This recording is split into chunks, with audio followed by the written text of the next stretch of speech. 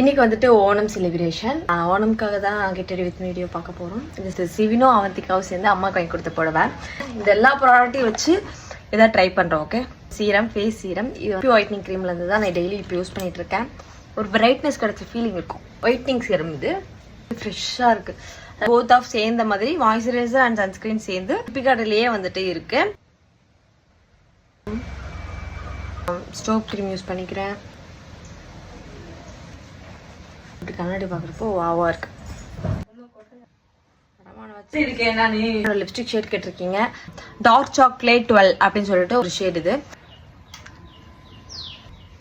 Dark lip இருக்கவங்க எல்லாருக்குமே set ஆகும்னு நினைக்கிறேன். Final makeup look.